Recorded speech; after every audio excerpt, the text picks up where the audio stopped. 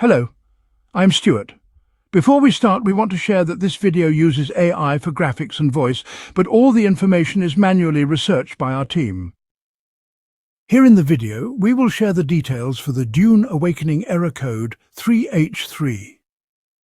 The error reads, Battle I version is out of date.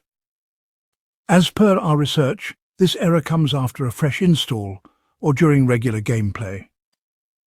Players have shared that they are suddenly kicked out of the game, and when they try to rejoin, they receive the error.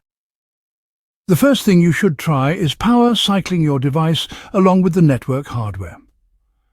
Simply turn off your device and router, then unplug them from the power source. Then wait for a few minutes, then plug everything back in and restart your device.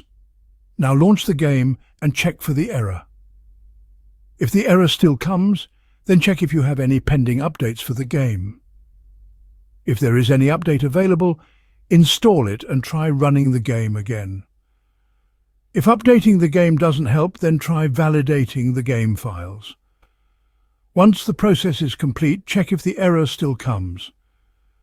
At last, if nothing helps, then try uninstalling and reinstalling the game.